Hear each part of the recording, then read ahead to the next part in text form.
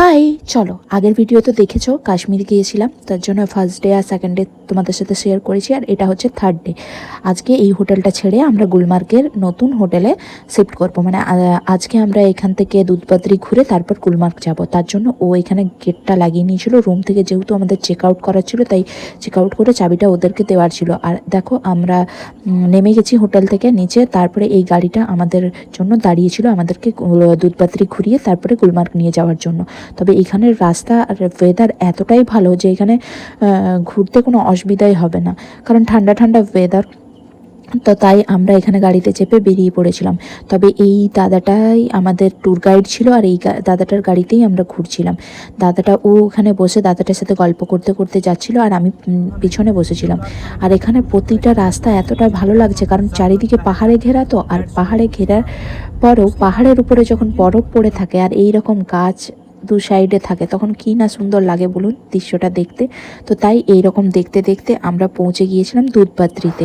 দুধপাত্রিতে সেরকম ঘোরার মতো কোনো জায়গাই নেই, কারণ ব্যাপারটা হচ্ছে যে ওইখানে যেহেতু আমরা অনেক ঠান্ডায় গিয়েছিলাম, তার জন্য কি হয়েছিল যে নদীটার মধ্যে জলের বদলে বরফে মানে নদীটা পার হয়, সেইটা পুরো জমে গিয়েছিল। তার জন্য সেরকমভাবে দেখতে ভালো লাগছিল না, জাস্ট মনে হচ্ছিল একটা কোনো পাহাড়ের গায়ে নিচে মানে বরফ টাইপের পড়ে আছে। তো দেখুন এই সিনটা আমার খুব ভালো লেগেছে, কারণ একটা মাঠের মধ্যে পুরোটা পাহাড়ে ঘেরা আর গাছ টাছগুলো ছিল, আর আমরা এখানে ফটো ভিডিওস তুলে নিয়েছিলাম। আর এইখানে এই ঘোড়াটার সাথে দেখা, ওরা ঘোড়াওয়ালারা খুব চিটও করছিল এখানে, কারণ ব্যাপারটা হচ্ছিল ওরা বলছিল অনেক জায়গা ঘোরাবার আছে, কিন্তু কিছুই সেরকম জায়গা ঘোরাবার নেই। ওরা মিথ্যা বলে বলে নিয়ে যাচ্ছিল টাকা নেওয়ার জন্য। তারপর আমরা এখানে চলাফেরা করছিলাম একটু বরফের মধ্যে, তবে আমি এখানে চলতে পারছিলাম না, কারণ জুতোগুলো বরফের মধ্যে ঢুকে যাচ্ছিল। তো ও আমাকে ধরে ধরে নিয়ে যাচ্ছিল। আর এইটা হচ্ছে পুরো সাইড সিনটা, কি সুন্দর লাগছে দেখুন দেখতে। প্রত্যেকটা পাহাড়ের গায়ে বরফ আর এইরকম গাছ, এই গাছগুলোকে কি বলে আমি ঠিক জানি না। তারপর আমরা ওইখানেই একটা স্টলে দাঁড়িয়ে এই কাশ্মীরের বিখ্যাত খাবার মাখিদার রুটি আর সরষো কা শাক, যদিও আমার পছন্দ হয়নি তাই আমি ম্যাগি নিয়ে নিয়েছিলাম, যেহেতু আমার পাহাড়ের এই ম্যাগিটা খেতে খুব ভালো লাগছিল। ওরা কী দিয়ে বানাচ্ছিল জানি না। তারপর আমরা খেয়ে দিয়ে চলে এসেছিলাম গুলমার্গের এই হোটেলটাতে। হোটেলটা খুব ভালো ছিল, কারণ আমাদের প্যাকেজ বুক করা ছিল তো গোটাটাই।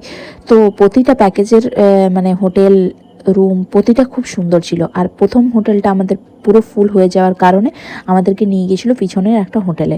তারপর ও এখানে আগে আগে যাচ্ছিলো আর আমি পিছনে পিছনে। তারপর আমরা হোটেলে আমাদেরকে ওইখানে কিছু প্রসেস করতে হয়েছিল, তো সেইগুলো আমরা করে নিয়েছিলাম। আর দেখুন কি সুন্দর না হোটেলটা। তারপর আমরা একটুক্ষণ দাঁড়িয়ে থাকার পরেই আমাদেরকে রুমে নিয়ে চলে গেল। আর রুমে নিয়ে যাওয়ার পর প্রচণ্ড ঠান্ডার কারণে মানে গুলমার্গে এতটাই ঠান্ডা ছিল যে আমরা মানে যেগুলো পরে গিয়েছিলাম তারপরেও আমাদের প্রচুর ঠান্ডা লাগছিল। তার জন্য আমাদেরকে চা ওইখান থেকে অফার করা হয়েছিল, কাশ্মীরের চা, স্পেশাল চা, তবে আমাদের ঠিক পছন্দ হয়নি। আর দেখুন রুমটা কি সুন্দর, প্রতিটা রুমের বাইরে থেকে সিনারিগুলো সবগুলোই খুব সুন্দর ছিল। আমাদের তো খুব ভালো লেগেছে। আর দেখুন এখানে আমার ঠান্ডায় অবস্থা পুরো কাহিল হয়ে গেছে। আর এই যে চাটা, আর এখান থেকে বাইরের দৃশ্যটাও খুব সুন্দর। তো চলুন আজকের ভিডিওটা এখান পর্যন্তই। ভালো লেগে থাকলে like, comment, share and subscribe করে দেবেন। দেখা হচ্ছে পরের কোনো ভিডিওতে। বাই।